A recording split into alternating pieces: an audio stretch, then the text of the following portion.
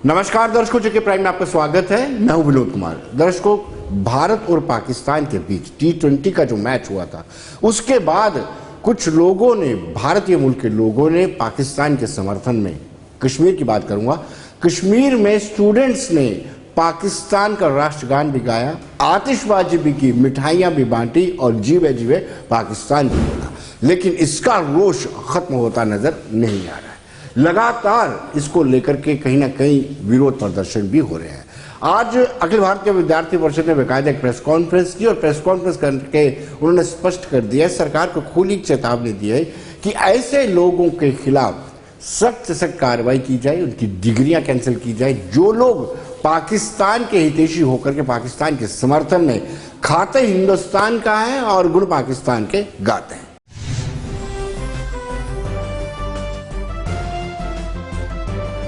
किस तरह से सरकार करेगी? देखिए, तभी हमने जुडिशियल इंक्वायरी की बात की है कि सरकार को एक जुडिशियल इंक्वायरी। सभी को नमस्ते। अखिल भारतीय विद्यार्थी परिषद जम्मू कश्मीर द्वारा आयोजित करने हेतु मैं मुकेश जी से आग्रह करती हूँ। मुकेश जी, आप अखिल भारतीय विद्यार्थी परिषद जम्मू कश्मीर प्रदेश लोग इन्वॉल्व है, उनके खिलाफ सख्त कार्रवाई होनी चाहिए, परंतु मासूम लोगों के साथ जो विद्यार्थी, ऐसा नहीं है। अखिल भारतीय विद्यार्थी परिषद जम्मू कश्मीर की सरकार से यह मांग करती है कि उन लोगों को एक्सपोज किया जाए, उन लोगों की डिग्रीज रद्द की जाए, उनको कॉलेजेस से एक्सपेल किया जाए और आने वाले समय के अंदर इस प्रकार का कृत्य करने के लिए या इस प्रकार का घटना ना हो, कोई विद्यार्थी या कोई भी व्यक्ति इस प्रकार का ना सोचे। कश्मीर के अंदर बहुत सारे विद्यार्थी हैं जो पैट्रियाटिक विद्यार्थी हैं, परंतु उनके साथ भी आज अत्याचार हो रहा है, क्योंकि वहां पर जो एक बहुत बड़ा तबका है, जो कश्मीर के अंदर बहुत बड़ा विद्यार्थियों का तबका है जो प्रो पाकिस्तानी है। वहां पर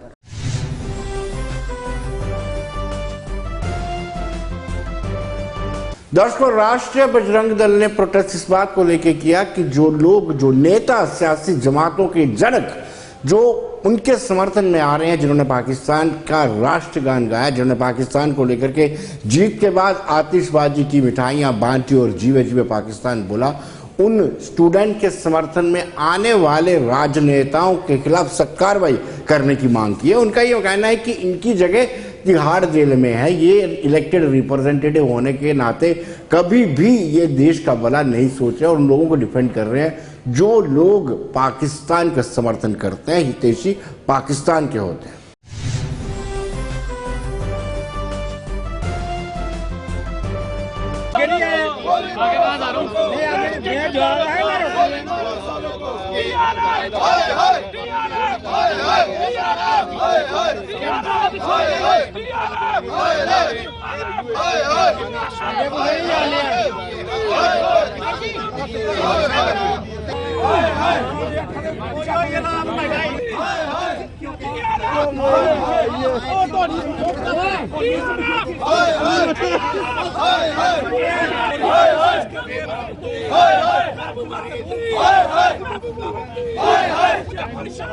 उनमें महबूबा मुफ्ती, मुजफ्फर शाह, तारे गामी, अपनी पार्टी और जम्मू के कुछ नेता जो हैं वो उनके समर्थन में आए हैं।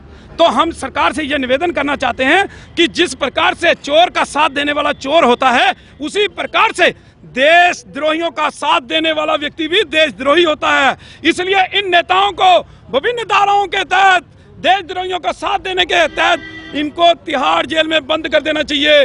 जब ये नेता अंदर बंद थे, जम्मू कश्मीर के अंदर शांति थी।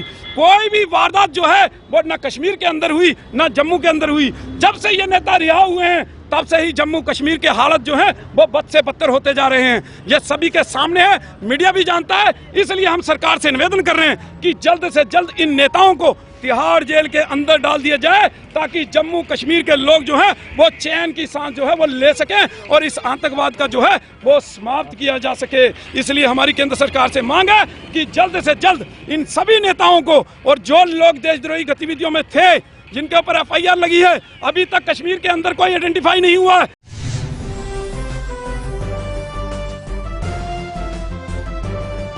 हालांकि श्रीनगर की प्रेस कॉलोनी में कुछ लोगों ने, कुछ पेरेंट्स ने प्रोटेस्ट किया है, गुहार भी लगाई है केंद्र सरकार से कि जो आगरा में पकड़े गए स्टूडेंट्स हैं उनको रिहा किया जाए।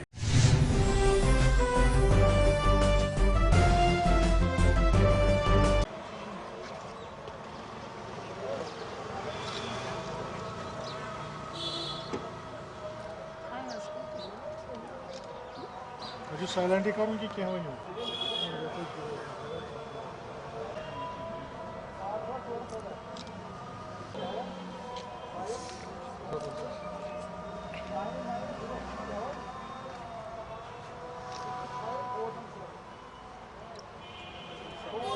बच्चस नाव शफकत अहमद गनाई मोहम्मद शाबान गनाई बस गवर्नर अपील करान गवर्नस अपील करान कि मेहरबानी करू मे सोजू बच्चे वापस मे कह सहारा कि बह अन बच्चे मकल मे जो कोर मज अथ दर बह क्या कर तिम कोरन करा कि तमिस लड़कस कर मे जमीन जगह मे कुन समिस बच्चे खुद कि मेहरबानी कर कत वात रच जाए मे बच्चे वाते वापस बस खुश गई तमिस बच्चे सत मे गया 14 कह गुजार खेलस गोमुत तथ गो लीला मे पता मे खुदा सोब यह त्रट वालस कि मेहरबानी करू मे सोजू बच्चे वापस अपील करान गवर्नमेंटस कि मेहरबानी करू यह बच्चे सोजू मे वापस बस बस मांगा माफी अगर बच्चस गई गलती या मे तक गलती बस मांगा तिमन माफी मोस्तूर ब्रदर मे यम पारान आगरस मज तो अत क्या वन पत ओसमुत ओतर क्रिकेट मैच हिंदुस्तान पाकिस्तान पत थोड़ा यमो क्या प्लेयर वुचमत कम कूत स्कोर बनो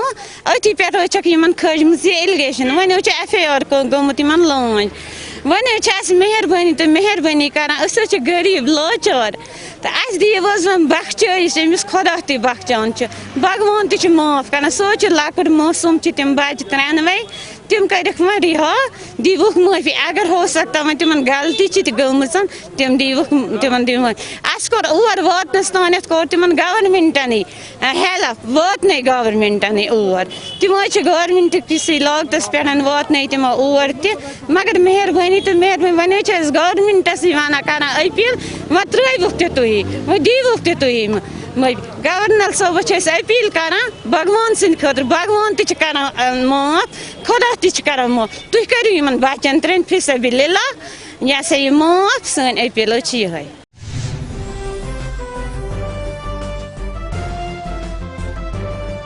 दर्शकों फोन लाइन पर हमारे साथ सीधे श्रीनगर से हमारे सीनियर न्यूज एडिटर हिलाल हंजूरी हमारे से जुड़ चुके हैं। हिलाल, किस तरह का रिएक्शन है जब बुक किया गया है कुछ स्टूडेंट्स को, जो लोग पाकिस्तान और हिंदुस्तान के बीच मैच के बाद जिन्होंने जश्न मनाया पाकिस्तान की जीत के बाद, और आज सुना है कुछ पेरेंट्स ने गुजारिश की है सरकार से कि जो आगरा में पकड़े गए यूथ हैं उनको छोड़ा जाए, क्या कहेंगे आप? बिल्कुल विनोद जी, जैसा ये वाक़ा पेश आया उसके बाद जो 3 कश्मीरी नौजवानों के खिलाफ केसेस भी हुए हैं और उनके खिलाफ FIR हुए हैं और उन्हें बाज़ाब्ता हिरासत में भी लिया गया है, तो उसके बाद उनके पेरेंट्स सामने आए और उनके पेरेंट्स का मानना है कि वो कभी भी कौम मुखालिफ नहीं रहे हैं, वो हमेशा कौम के मुफाद में रहे हैं, हक में रहे हैं। तो इस तरह से अगर उनके बच्चों से कोई गलती हुई भी होगी, पहले तो वो ये कहते हैं कि उनने कोई जश्न नहीं मनाया, बल्कि उन पर इल्जाम है कि उन्होंने सोशल मीडिया पर कोई ऐसा कंटेंट चलाया है जो कहीं ना कहीं जो मुखालिफ टीम है उनके हक में चला जाता था। तो इस तरह से इन लोगों ने कहा है कि आज तक कश्मीर में इन चीजों को लेकर कोई केस नहीं बना था, कोई सूरत ऐसी नहीं बनी थी और इन बच्चों को ये भी पता नहीं था कि ये कोई गलत चीज है, या इन बच्चों को ये भी पता नहीं था कि ये कोई कानून और आईन के खिलाफ है, मुल्क के खिलाफ है, क्योंकि इस तरह से पहले भी इस तरह के मैचेस हुए थे और इस तरह की चीजें इससे पहले भी देखी जा रही थी, क्योंकि पहली बार इस गवर्नमेंट ऑफ इंडिया या इंतजामिया की जानब से दिया जा रहा है। तो इस तरह से उनके वालिदैन ने, चाहे बांडीपुरा हो या चारूरा के जो नौजवान हो, उन वालिदैन ने आज ये अपील की है मरकजी सरकार से, वजीर आजम हिंद से, कि आज की गलती के लिए उन्हें माफ किया जाए, क्योंकि ये बच्चे सरकारी जो पैकेज है प्राइम मिनिस्टर पैकेज, उस पर ही वहाँ पर ज़ेर तालीम है और इससे पहले भी सरकार ने उन्हें साथ दिया है। तो इस तरह से आज की गलती को बख्शा जाए, उन्हें काउंसलिंग की जाए और हम भी उनकी काउंसलिंग करें ताकि वो आइंदा इस तरह की हरकत ना करें। तो इस तरह की अपील लेफ्टिनेंट गवर्नर और मनोज सिन्हा और वजीर आजम और दाखिला वजीर को आज उन्होंने की है। अब देखने वाली बात होगी कि सरकार की जनब से इस पर किस तरह का रद्द-ए-अमल आता है। लेकिन कुछ पॉलिटिकल पार्टीज भी इसको बुनने के लिए कहीं ना कहीं डिफेंड करने के लिए सामने आ रही हैं, चाहे पीपल्स डेमोक्रेटिक पार्टी हो या दूसरी दीगर जमातें हो। देखिए, कुछ कानूनी माहिरीन के साथ जब बात करते हैं तो उनका कहना है कि स्पोर्ट्स को स्पोर्ट्स के अंदाज में ही देखा जाना चाहिए और इसमें किसी को भी इस तरह से पकड़ना नहीं चाहिए।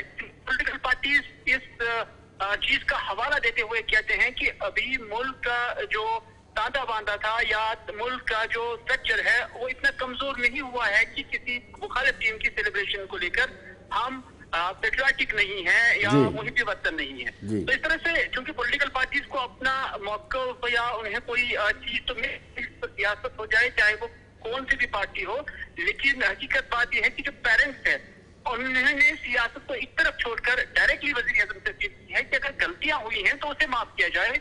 आइंदा के लिए हम ये इस बात की एश्योरेंस देते हैं कि उनके बच्चों से ऐसी चीज नहीं होगी। बहुत बहुत शुक्रिया हिलाल।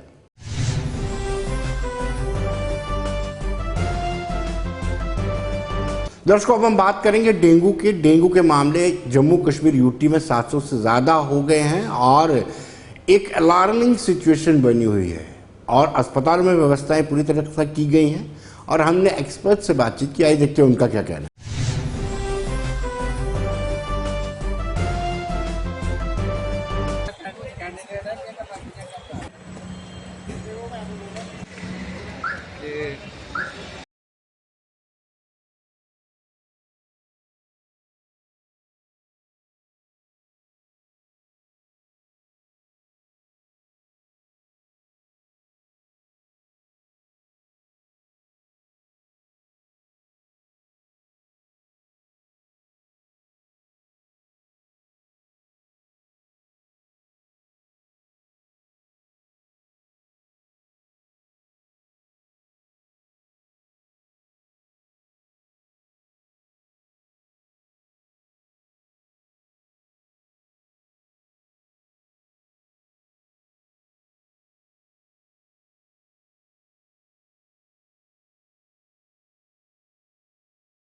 Expected deaths reported are 2, then 60 are in Samba और 123 हैं कठुआ के।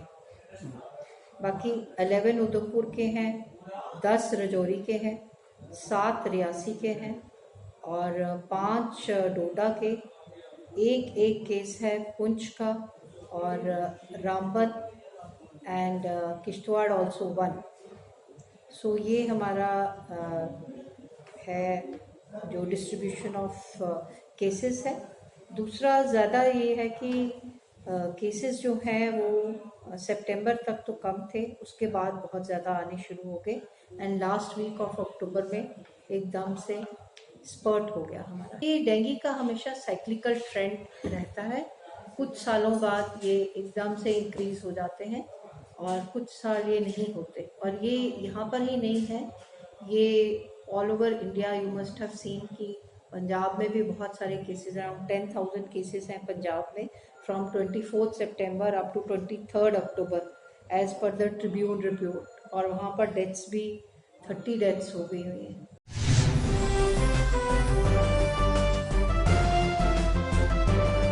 बड़ी दिलचस्प बात है कि इस दौरान जब आपके पास मलेरिया या डेंगू की शिकायतें लगातार बढ़ती हैं तो फॉगिंग करना बड़ा ज़रूरी हो जाता है।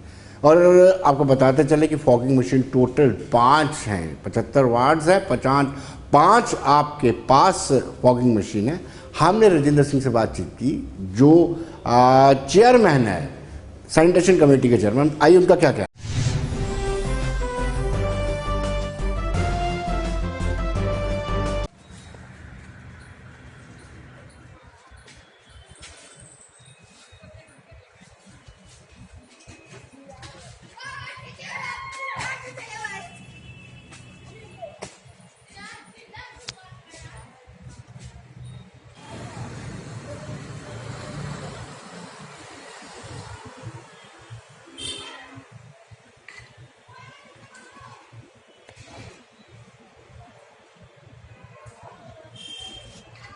मैं आपको एक चीज बताना चाहता हूं कि हमारा डेली का एक रोस्टर तैयार हो रहा है। जिस एरिया से हमें कंप्लेंट्स आती हैं, हमारी हेल्थ अफसर मलेरिया डिपार्टमेंट के साथ मिलकर के डेली का रोस्टर तैयार करते हैं और उस एरिया में फॉगिंग वगैरह की जाती है। और आपके माध्यम से मैं एक अपील करना चाहता हूं लोगों से, जो हमारे स्लम एरियाज हैं जहाँ पे कंस्ट्रक्शन हो रही है, या हमारे घरों में जैसे गर्मियों में कूलर वगैरह लगाए थे बाहर, उनके अंदर पानी रुका होता है, या टायर वगैरह कोई पुराने पड़े हैं, कोई डिब्बे पड़े हैं, उनमें पानी जमा होता है। हम लोगों को भी चाहिए कि अपने घर के आसपास, अपने घर के अंदर कोई भी ऐसी जगह ना रहने दें जिसके अंदर पानी रुका हो, जिसमें ये इसका लार्वा तैयार होता है। और सुबह और शाम के टाइम ये जो डेंगू का मच्छर है, कहते हैं कि ये सुबह और शाम को ही काटता है। तो इसके लिए हम फुल स्लीव और ट्राउजर वगैरह पहन के अपने लॉन व पार्क वगैरह में जब भी जाएं तो फुल स्लीव ही पहने, हाफ स्लीव ना पहने।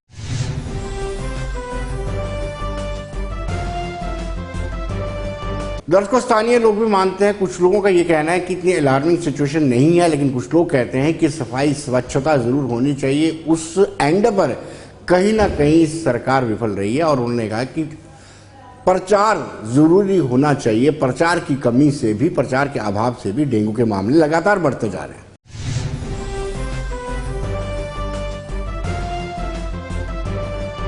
यहाँ बहुत दुख होता है कि जब एक डेंगू की वजह से किसी परिवार में ऐसी घटनाएं होती हैं और बड़ा ऐसा महसूस होता है कि ऐसा कैसे हो रहा है। ये छोटा सा एक मच्छर होता है जिसकी वजह से गवर्नमेंट तो अपनी तरफ से बहुत अवेयर करती है।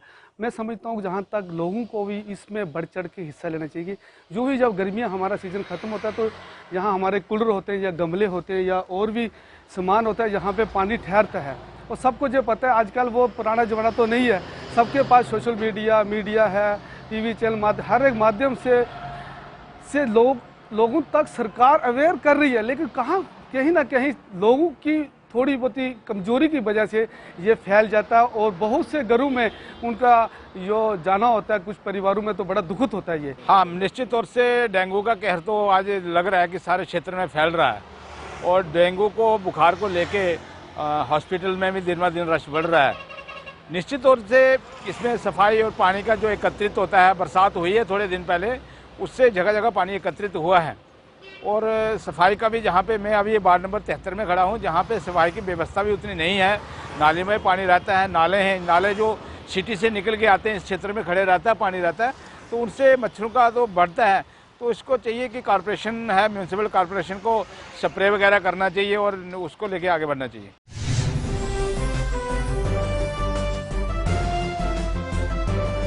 दर्शकों, लोगों की माने तो लोगों का ये कहना है कि सरकार या हेल्थ डिपार्टमेंट को इस वक्त भी सक्रिय होने की जरूरत है। वेव 1 और वेव 2 के बाद अब डेंगू ने अपने पैर पसारना शुरू कर दिए हैं।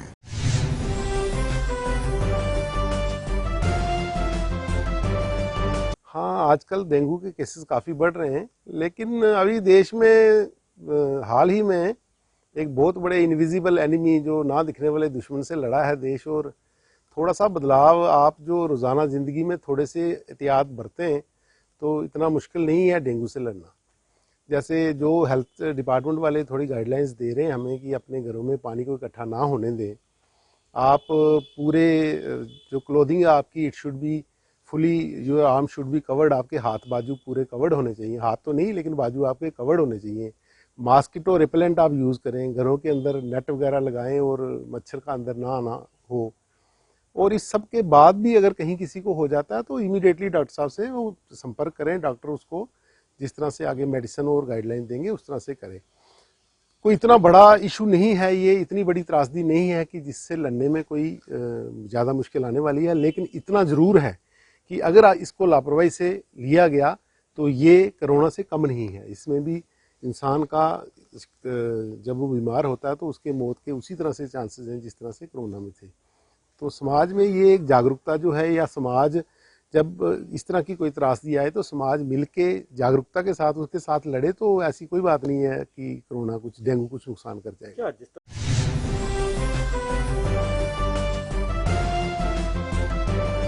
दर्शकों, हमने मेडिकल कॉलेज की प्रिंसिपल डॉक्टर शशि सूदन से बातचीत की। आइए देखते हैं उनका क्या कहना है।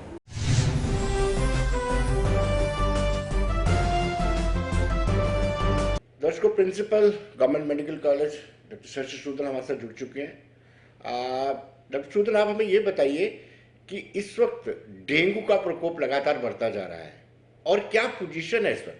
आप ठीक कह रहे हैं। मैं जो अभी लेटेस्ट स्थिति बताती हूँ आपको कि जो हमारा मेडिकल कॉलेज का हॉस्पिटल है, यहाँ पे आज तक 362 एडमिशन्स हो चुकी हैं।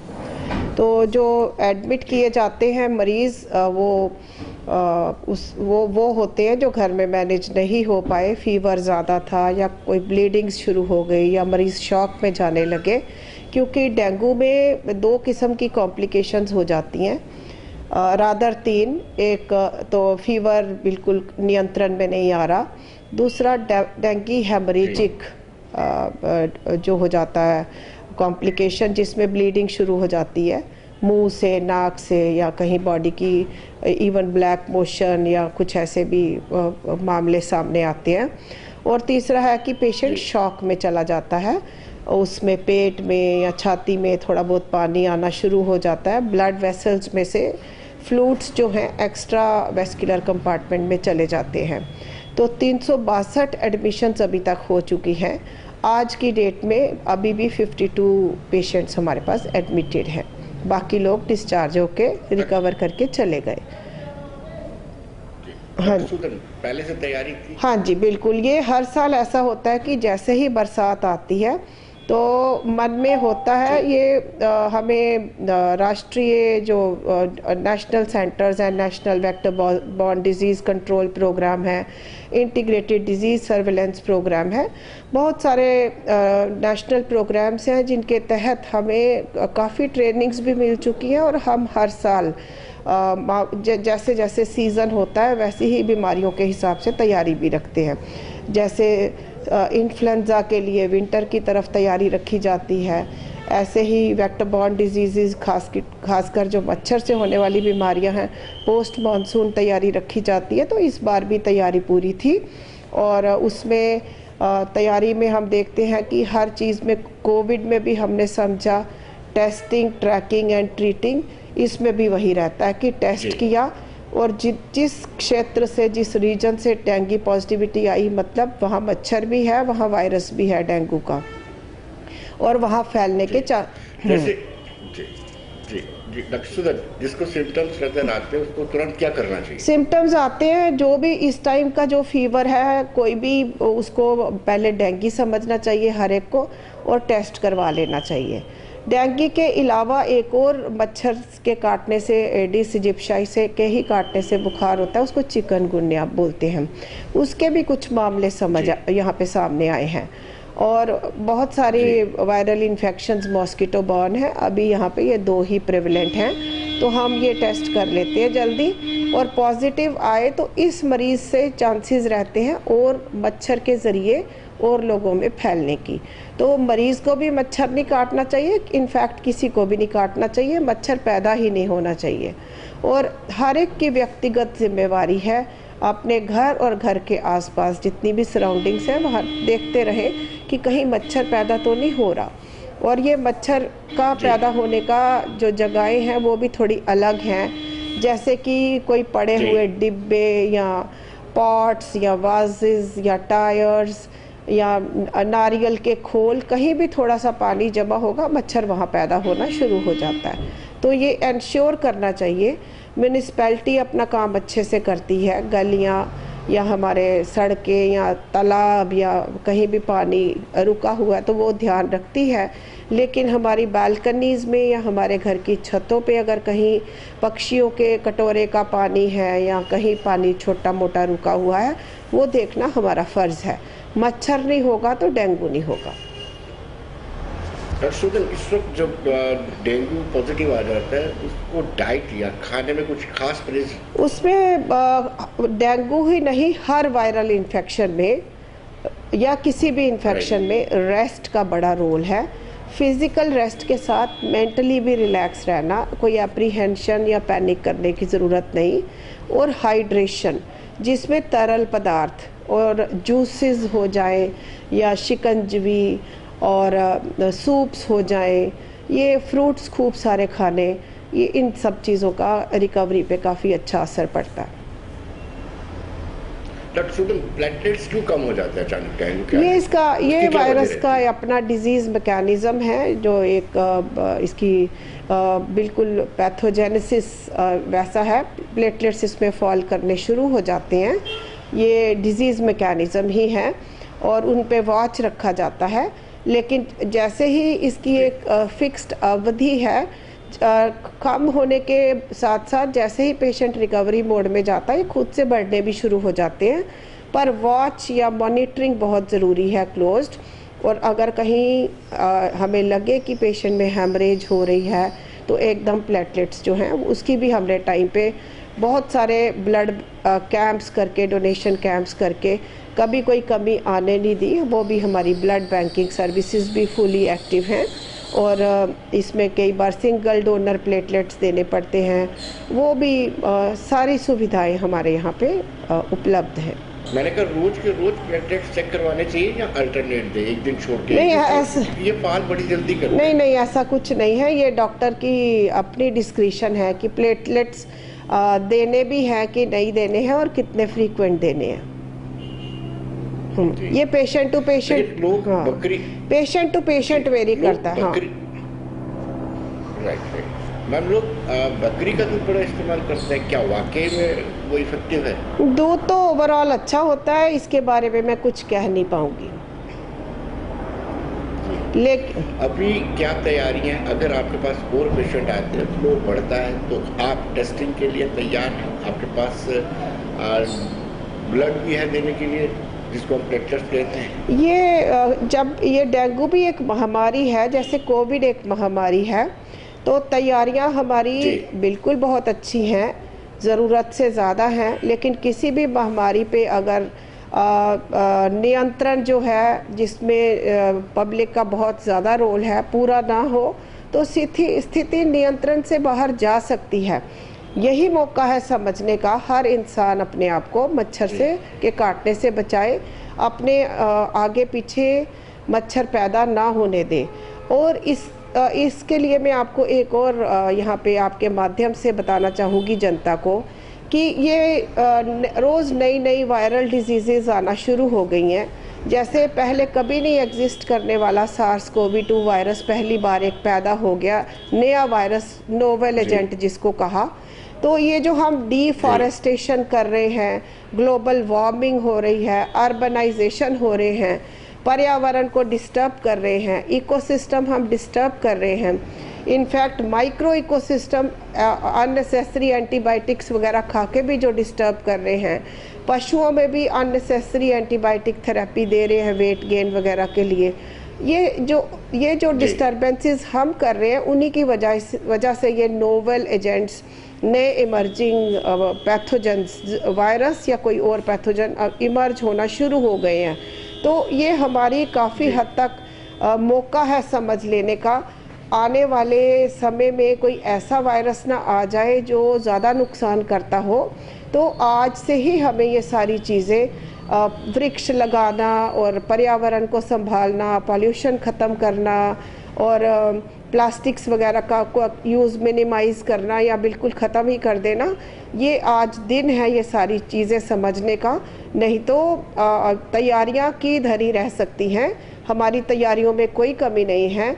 इस बार हमने कोविड की तरह डेंगू डेडिकेटेड बेड्स बिल्कुल तैयार किए हुए हैं, ताकि हमारे डॉक्टरों की विशेष नज़र हमारे सब मरीज़ों पे बनी रहे और कहीं कोई चूक ना हो। ऐसे ही पीडियाट्रिक्स हॉस्पिटल है, SMGS हॉस्पिटल में, तो पीडियाट्रिक्स डिपार्टमेंट में भी डेडिकेटेड कोई 100 बेड्स हैं हमारे पास डेंगू के, और वहाँ पे भी अभी तक 265 बच्चे दाखिल हो चुके हैं और 56 बच्चे आज की डेट में भी दाखिल हैं। तो तैयारियां पूरी हैं, ब्लड बैंक एक्टिव है, टेस्टिंग काउंटर्स बिल्कुल सेट कर दिए गए हैं, रिपोर्ट में कोई डिले नहीं हो रही, मैनेजमेंट अभी तक बहुत अच्छी चल रही है।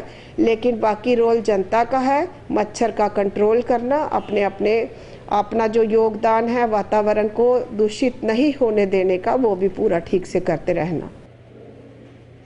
जी डॉक्टर सूदन, बहुत बहुत शुक्रिया आपका, थैंक यू।